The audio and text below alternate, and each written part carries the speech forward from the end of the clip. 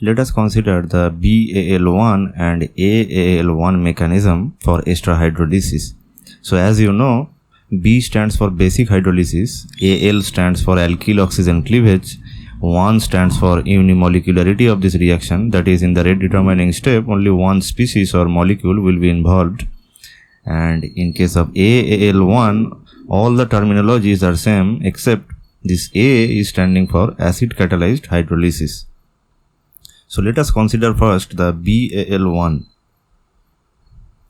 To explain Bal1 mechanism, we have to consider a very famous molecule which is alpha phenyl ethyl hydrogen phthalate, which is this compound.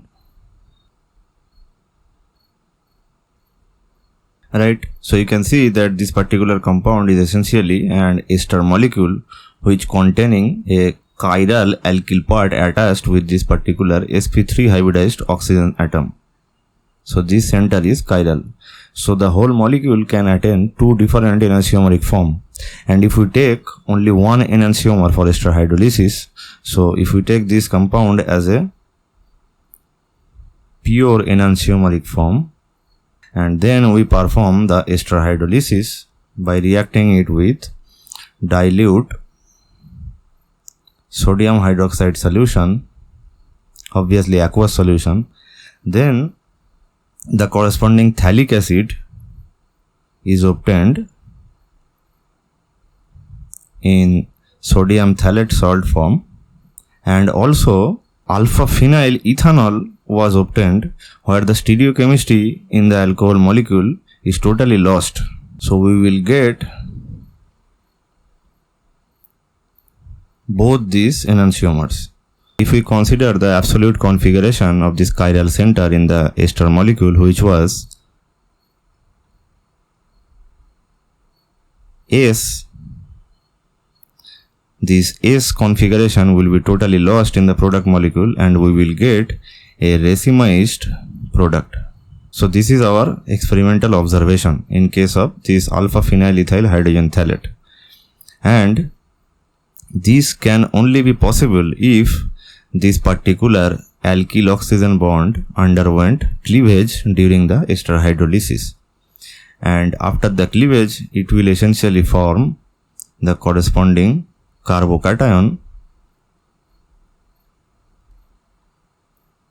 And as you know, after formation of carbocation, in case of SN1 reaction, the nucleophile, which is water molecule in this case, will attack either this lobe of this vacant p orbital or the other lobe, and thereby these two alcohol molecules will result after the reaction is complete. Okay, so now let us consider the detailed mechanism. So if we represent this phthalate part, this whole phthalate part by R, then it will be very easy for us to write the mechanism. So the new formula for the ester molecule will be like this.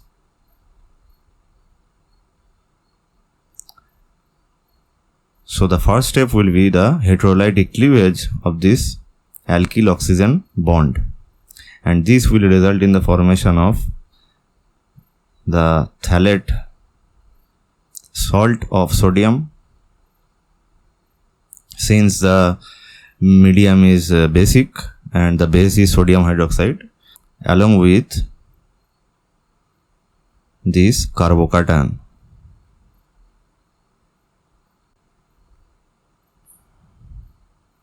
Then in the next step, the water molecule will attack as a nucleophile both from this face of this molecular plane as well as from the above of this molecular plane.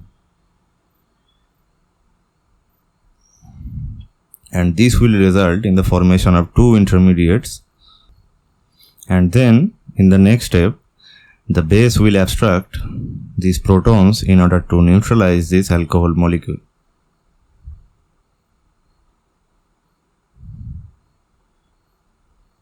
And which will eventually lead to the formation of the neutral alcohol molecules. Okay, so as you can see, they will form as a enantiomeric mixture. So this is the total mechanism of Bal1. Since this alkyl oxygen bond is actually undergoing cleavage, and the first step is the slowest step, and it is actually the rate determining step. It is slowest because it is actually forming the carbocation, which is a very unstable intermediate, and that's why the activation energy will be very high for this particular step, and other steps will be fast.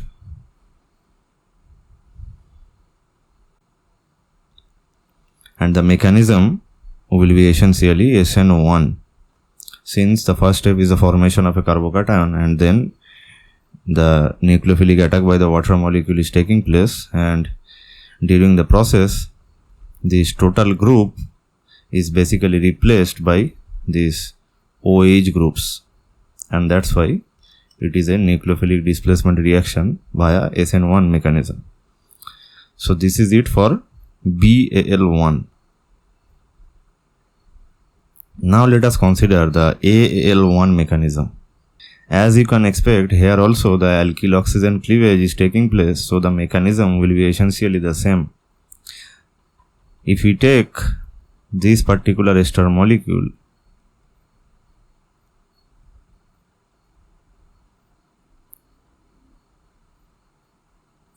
where there is a tertiary butyl group is now attached with this particular sp3 hybridized oxygen atom, and if we treat this with acidic solution, then the acid catalyzed hydrolysis will take place to provide the corresponding products, which are acetic acid and the tertiary butanol.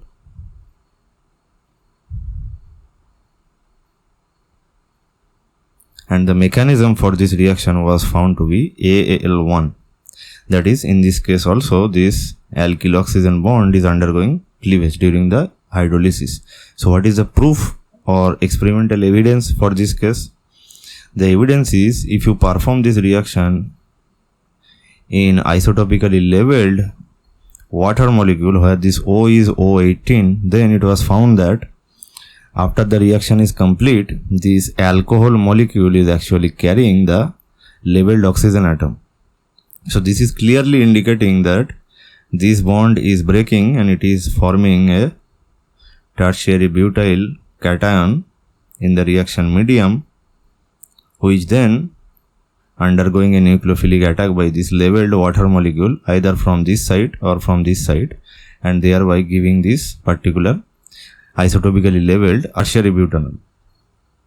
So now let us consider the mechanism of this reaction. So initially this ester molecule will undergo a protonation at this sp2 hybridized oxygen center,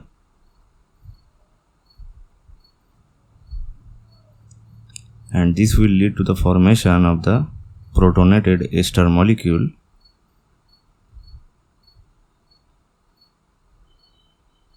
and now this alkyl oxygen cleavage will take place,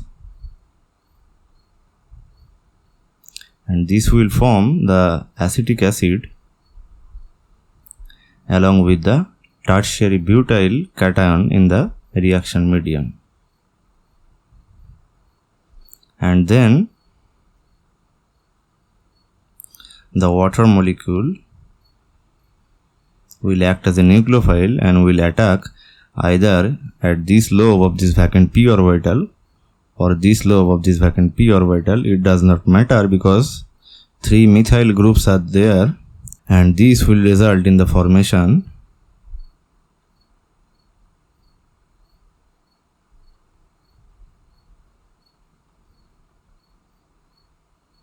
of the protonated tertiary butanol, which will then release a proton, and this release will be assisted by a water molecule which will abstract this proton, and finally we will get the neutral tertiary butanol.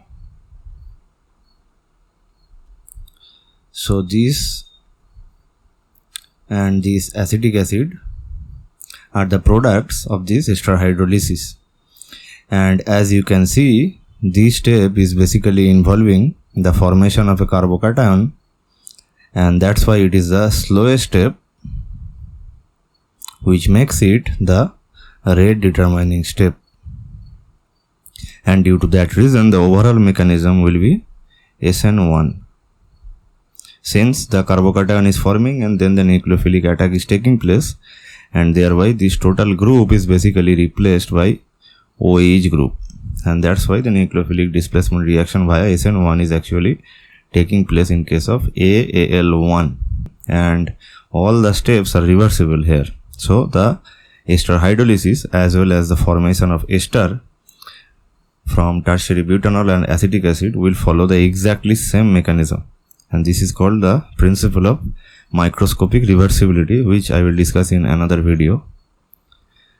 And lastly, if we consider the rate for both of this reaction, then it will be same for both these mechanisms, that is, the rate will be of first order with respect to the concentration of the ester molecule, since both these reactions are involving SN1 reaction, and in case of SN1 reaction the rate is only dependent on the concentration of the substrate.